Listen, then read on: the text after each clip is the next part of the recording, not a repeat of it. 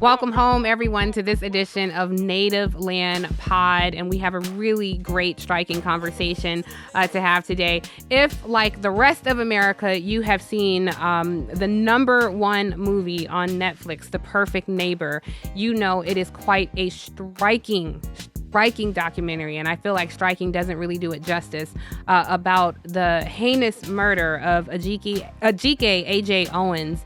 The world should know her name at this point. It was such a moving documentary, a moving film. And we, of course, are joined by Miss Pamela Dias. She is the mother of AJ, and she's joining us with Takema Robinson, who mobilized activists and worked really hard to bring this really important film to the forefront. So thank you, ladies, so much for joining us. We are honored. And Miss Dias, I cannot get too far in this conversation without saying I am so incredibly sorry for your loss. It was enraging to see the sequence of events that led to this moment. So just in awe of your strength to even join us for this conversation today. So welcome home to you both. Well, thank you so much for that.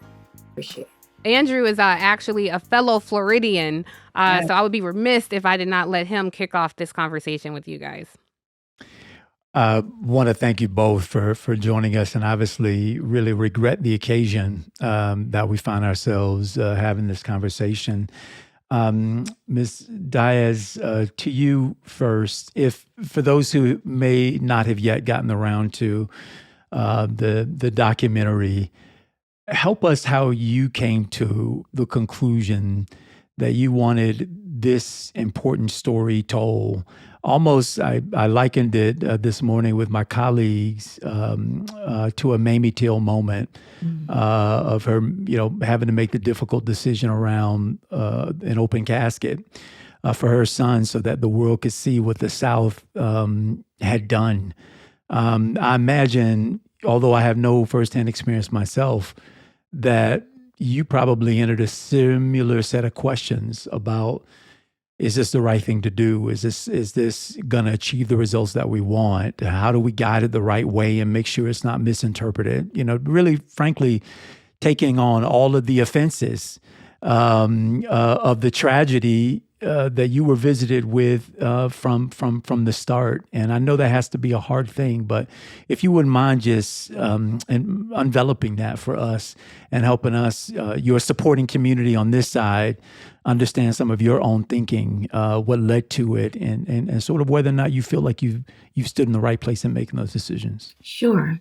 So I have to say first that I'm deeply honored to be even my name or my story or my courage to be even referenced with Mamie Till. It just warms my heart, and I still can't believe that people see it in that manner. But grateful. So Geeta Gambhir, she's the director of the film, and when she showed me the unedited version, I watched it from a mother, a grandmother grieving standpoint. I cried and I cried. And then I was actually kind of ill. I'm watching my daughter lose her life in front of my very own eyes. I'm watching the sequence of events that led up to her losing her life, which was ridiculous and senseless. And then I watched it a second time. And then that's when it really resonated with me, how important this story was to be told. And I had several things I considered before I said, okay, let's share it with the world. First and foremost, I thought about my grandchildren. How would they feel about it? Seeing their raw emotions and the fact that their mother losing their life is displayed in the film. Then I also considered the community, the neighborhood where Ajike resided. They too were deeply affected. This was a very close-knit community. They looked out for one another. So they also shared pain and grief and sorrow. And then even the community, society at large, and one of the things that my daughter would say is that the world was going to know her name. And unfortunately, it came to pass in this manner So I considered that, but ultimately I considered what impact and what changes this film could do. I wanted to serve as a blueprint to change hearts and minds of society, to be the lens that people may not know what people of color experience on a daily basis because we have racial epithets, we have biases, and stand your ground law is prominent in this film. So we need reform, we need education, we need people to understand what happens when guns are placed in the wrong hands, especially someone who is a racist. So when I considered all of that, I could not just sit on this. I had to share it. I want to go to you, Takema. Also, I think one thing that's important about this particular case, of course, Susan Lorincz was charged and convicted. She was convicted of manslaughter. But one thing that's important is the history of this neighbor to AJ. They had a pattern of engagement, and I would argue, in some ways, just based on what you see, it sounds like Susan Lorincz was harassing AJ and her children. And so I would love for you to get into that a little bit, because on the other side of a bullet that is marked for a Black person, we find ourselves constantly defending our personhood, our humanity, our innocence, even when the person is no longer alive to tell their story. Absolutely. Yeah, thank you so much for asking that. So what's so interesting about this film is that the footage, which we received through a FOIA request in the couple of weeks after AJ was taken from us, the footage goes back to 2021. So AJ is taken in June of 2023. The footage goes back 2 years. There were multiple calls. And what is so interesting is no one else called the police but Susan, right? So it was clear this was this pattern of her clearly harassing and terrorizing this community, but then also trying to weaponize her whiteness in the police against this community. What stuns me is that 2 years in numerous calls, you'll see this in the film, the police will even recognize her and call her a psycho and say, yeah, we know about this situation, that systemically no alarms ever went off, that she was actually the danger in plain sight to the rest of this community. It stuns me when you see one of the opening scenes where you see AJ herself interacting on one of these calls with the police. You see how she postures herself because she's clear she might not be safe in this situation if she says the wrong thing. And so I think what is just brilliant in this film is that all of this is exposed. None of this is coming through interviews. None of this is sort of biased by our opinion. This is raw body cam footage from the police, the system itself. And I think so brilliantly put together that we can't deny literally what happens. And so to your point, Angela, I see systemic failure when I look at that. And I think that she should have been flagged long before this occurred. So honestly, Takema, I want to stick with you for a moment here, because that is what was so striking. She was not just calling the police on AJ's kids. She was calling the police on everybody's children in that neighborhood. And not only that, she had been violent towards these children. She even had that violent episode where she was ramming her truck into a fence. Every single time I kept looking. And of course, what we all do as Black folks is, had this been a Black person doing any of this? And in that opening scene where you see AJ, she looks so exasperated dealing with these police officers. There's a white man there who is a police officer. There is a Black woman there. The Black woman saw her humanity. The Black woman kept talking to her. The Black woman, she was given that secret Black woman language, like, yeah, girl, I know. Like, I already know who she is. And I just think it's why it's so important that we take space in some of these careers to be there for each other. So I don't know how, when this initially happened, I don't know how, but I ended up in a group chat with you and others. Angela was in this chat, and people were mobilizing immediately. You were leading the charge. In those moments where we're just all stilled, how did this even come to be? Like, how did this fall on your radar? And what was it that made you say we need to rally around this specific issue? Yeah, so for me, it starts with my sister. AJ was my little sister's best friend, you know? So I start here as a big sister. I've spent most of my career in social justice and moving money in philanthropy towards social justice. Never did I think I'd be getting that call from my sister about her best friend. So it starts there. As I scrambled to activate folks like Latasha Brown, like our good sister Christy Henderson, and others who brought you all into the space. Joy Reid, who broke the news nationally because it wasn't even covered locally when this happened. It was, I keep saying this, the Underground Railroad of Black women who really just rallied behind us. So that is how it came. And then in terms of connecting this to the film, the director is also my sister-in-law. And my brother is one of the producers. And so like this is like literally made by our family who wrapped our arms around Pam and the children and have not let them go and will not let them go. When Pam said that she wanted to share this with the world, we are here to fulfill her promise to her daughter. And that is how this comes to be. Go ahead, Andrew. Yeah, I just to loop in the public policy part of this. It was referenced earlier in our conversation, stand your ground law. And stand your ground, which has now been repeatedly weaponized in the state of Florida on behalf of people who would frankly otherwise be guilty of almost, it is used oftentimes a violent incident against violent incident, much of which in the drug sales in our streets.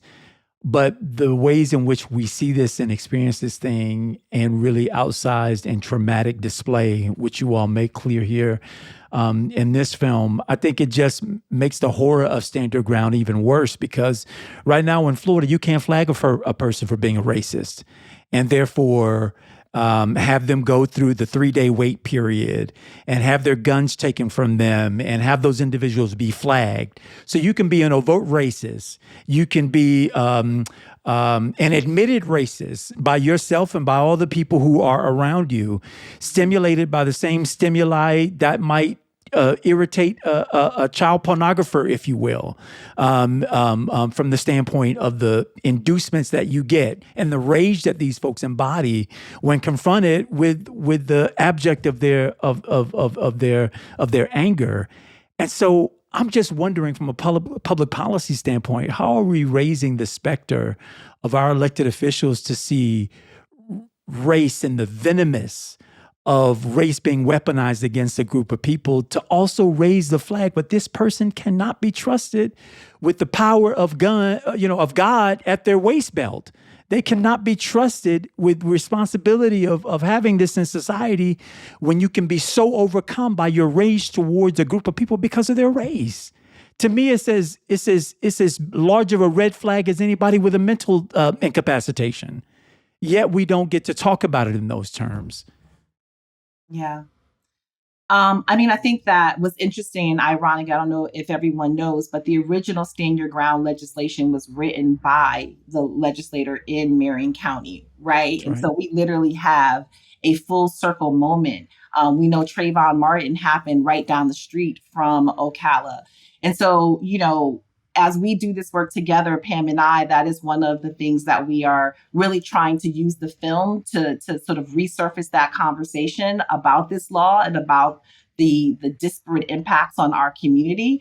We have seen some legislative change in some particular states, which we are going to be working with. There's been some changes in Georgia. There looks like there's been some traction in Pennsylvania and Minnesota. We know that we might have a longer road to go in Florida itself. But part of our reasoning behind making the film and putting it out there was to really lend this piece of art to that dialogue. And AJ's story to that dialogue. So we hope that it brings about change. We hope that it hits people deep enough in their heart that they're willing to re-examine this piece of policy that is disproportionately impacting our community negatively. Mrs. Dias, we see in the film another moment that it just two moments broke me. And I was thinking, like, how could you, as her mother watching this, two moments broke me. There is one moment where you see a little boy on the porch, and they ask, "Are you okay?" And he says, "I'm not physically hurt," but he says, "My heart is broken."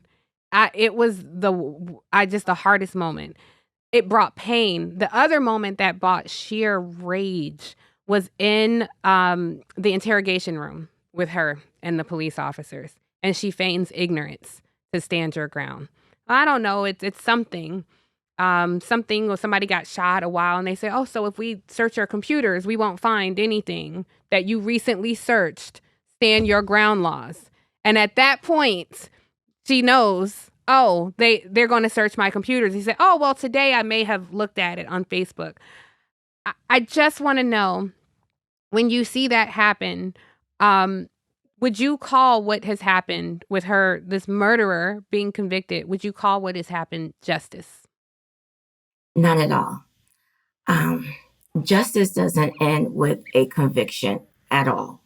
25 years, it's like they put an expiration date on her accountability, whereas my daughter's life she's gone forever.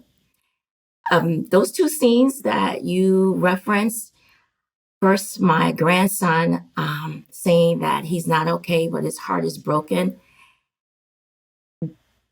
that breaks me every time. That's my one. Well, the film itself is devastating. It's hurtful. But to see and hear my grandson in that moment, at that time, he was 12 years old. Why should a little boy's heart be broken? You know? And that scene where she keeps saying no, no, no, I counted and I lost track at about 19 times that she said no. And I can only imagine if it was a person of color in that seat. And for her, it was the audacity. It was as if she was bargaining, like she had a choice. You just shot and killed. You have been convicted of manslaughter, and you're telling the police no? That just shows her whiteness, her entitlement, and they accommodated her. They coddled her. If it had been a person of color, if they had survived it, they would have been beaten, probably ended up in the hospital. And the director always says that she left that chair and that scene for a reason, like to focus on that. Like she was, it's,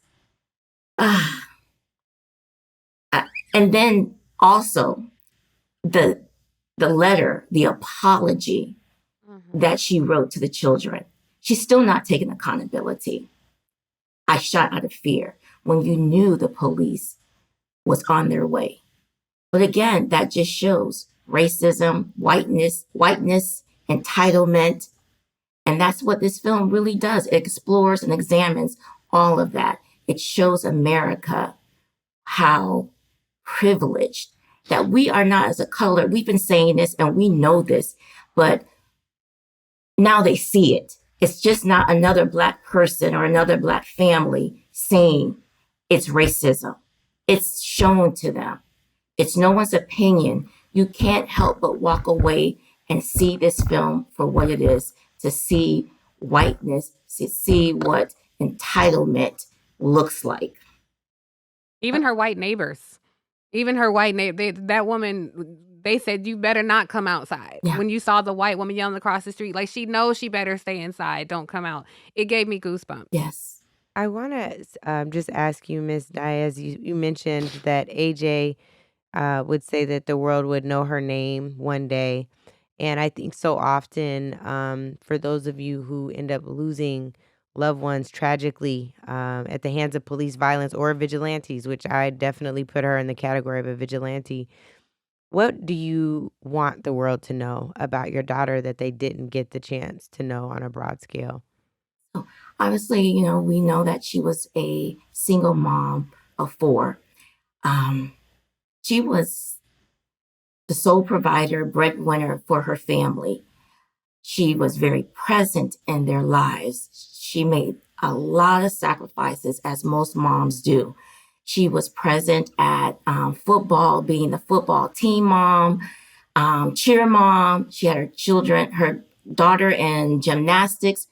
Her kids were honor roll students. She was a woman of faith.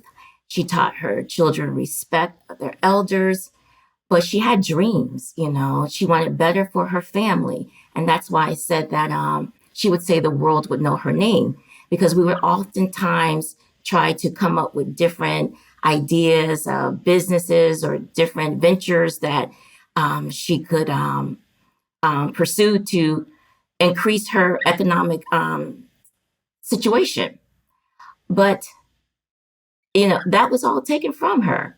But I'm grateful that out of this, we were able to birth I would say, a purpose, which Takema and I co-founded the Standing in the Gap Fund. So it's not only through the film, but also we have a vehicle, a mechanism that honors her legacy and also can help other families who may eventually be, unfortunately, impacted by such hate violence.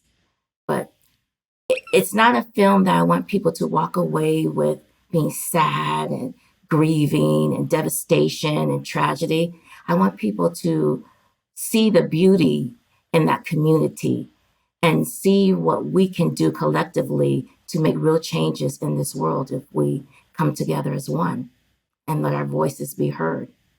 And I think the film and the fund is a voice for Ajike, who's no longer to speak. I just want to be clear because I heard her name pronounced in the film, Ajike. I heard people saying that, and you're saying Ajike. So I want to be respectful and get the proper. Mamas always get it right. Yes, Let's yes. just admit. So yes, I just wanted to correct myself because in the film they were saying so we should just say AJ and Ajike. Yes. So I'll give you the background on Ajike. Yes. So she says that for two reasons. One is that most people can't pronounce her name correctly the first try at it. So she will say Ajike. And then also that was her being a little facetious with the police officer, because she's not agreeing with the situation. So I'm not going to give it to you the right way. I'm going to give it to you the way you would say it. Mm-hmm. Yeah. I love our defiance. Our defiance comes in all forms, even in that you don't even deserve to say my name. Right. But certainly the rest of the world deserves to know her name. This entire documentary is comprised of police footage. It is striking. I encourage everyone to check it out. It reached #1 on Netflix at its debut. It still maintains in the top 10, might even be in the top 5. So please check out this very important film. It is The Perfect Neighbor, available on Netflix now. It is capturing a global audience. So not only will everyone in this country know the name of Ajike, but people all across the globe will as well. Takema Robinson and Mrs. Pamela Dias, thank you so much for coming on with us to talk about this very important film and sharing a bit about your daughter's legacy. We thank you and welcome. God bless you. Thank you. Native Land Pod is a production of iHeartRadio in partnership with Reason Choice Media. For more podcasts from iHeartRadio, visit the iHeartRadio app, Apple Podcasts, or wherever you listen to your favorite shows.